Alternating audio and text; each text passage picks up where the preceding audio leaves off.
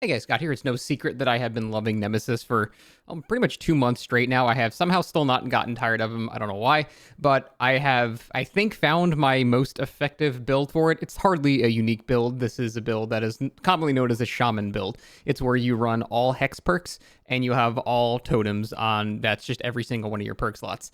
The reason I ended up selecting this for Nemesis after I tried a bunch of different builds for months. I tried any type of thing that had information to get zombies attracted to generators, and I just tried standard chase stuff. I tried everything in between, but it really seems like the Shaman build is the ultimate form of combining all of the things that make Nemesis actually really good. So I don't like relying on the zombies that much. There are a lot of builds you can do that have the zombies, and there are add-ons that are really good for that as well. There's pretty much 3 of them that you would use, but I prefer just using the tentacle as the chase and the main power with some zombie added benefits that just sort of randomly happen. I don't actively seek it out that much. However, this build sort of just lets it happen anyway. And so I'm going to go through the synergy of all these perks and why they work together so well. So naturally, it is a hex-based build, so Hex Undying is going to be the first perk. Undying is the perk that it basically protects your first hex perk that is broken. So if they break your rune first or your Devour Hope first or whatever, it will still be up and the Undying will be consumed. Additionally, it just randomly gets aura reading sometimes, but that's when they run by a dull totem. So there is a small chance that will happen because there's one dull totem on the map, but for the most part, it's just to protect your other totems. Now, the other thing that you get immense value from is Hex Rune. Now, Rune has been nerfed a lot. It used to be 200% regression automatically while it was up. Now it's only 100%. So it's basically regressing 4 times slower than survivors actually do generators. So Hex Rune has gotten pretty nerfed. It's still a decent perk. It's not a bad slowdown or anything like that, but it's especially good on Nemesis for multiple reasons. One, when a zombie chases somebody off a generator and it instantly starts regressing because of Rune, that is so painful. I'm sure you've been in that scenario as Survivor. It's like one of the worst things that can happen as Survivor going against Nemesis. It's really rough. Additionally, there's a double protection effect because they can also protect the rune being broken. So it's a self-protection kind of device where the zombies can actually protect their own perk. And that is why it's so incredibly useful in Nemesis because, yeah, you can keep the perk up, and also when they chase people off generators, it's going to be immensely useful as well. Finally, there is Pentimento. Well, not finally, second to finally, there's Pentimento. Of course, your totems are going to get broken. Having rune up against most killers, not that big of a deal. Against Nemesis, though, especially if they have zombie-related add-ons, it can feel a lot worse. So I typically don't even run zombie add-ons, but if you do run zombie add-ons, the power of rune is even stronger. So people are probably going to try to actually, break your totems. And again, while they're doing that, zombies might actually protect it, but if they do, or when they do, then you have Pentimento for additional insane, ridiculous amounts of slowdown that also might be protected by the zombies.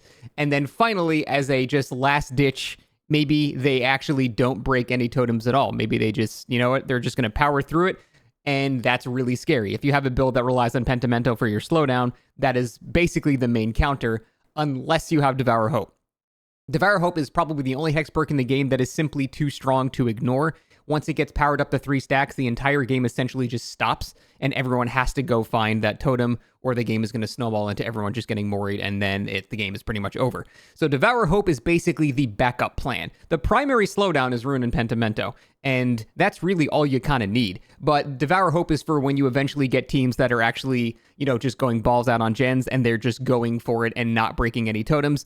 This is, I think, if I were to lose a game with this build as Nemesis, it's usually those games. I'm not able to get Devour Hope pressure up quick enough before they just simply get through all the gens and ignore all my slowdown perks. So that is what Devour Hope is for. If they try to greed past all of the build and just ignore everything, which can be really smart to do, then they have to deal with Devour Hope, at which point now we're at like 1 or 2 gens left, and I'm nearing the ability to mori people, and now they have to make a really hard decision. Do we just push through it and try to get to the end, or do we make ourselves not get immediately moried?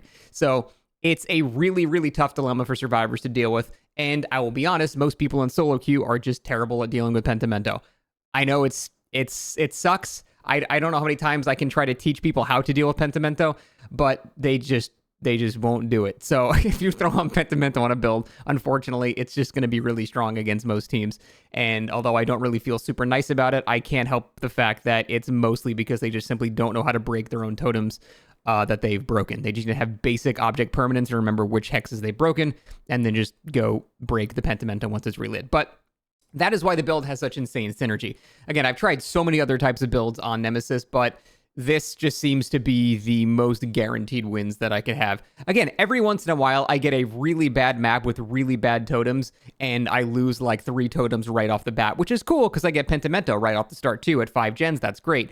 But people tend to burn through that really quickly, and then I just have no build. So it's very all in. But Devour Hope is what makes it have a little bit of protection against being all in. So overall, I think it is the best build that I've done so far. Again, I didn't really come up with a concept of a Shaman build to begin with. It's sort of a no-brainer to combine these perks together.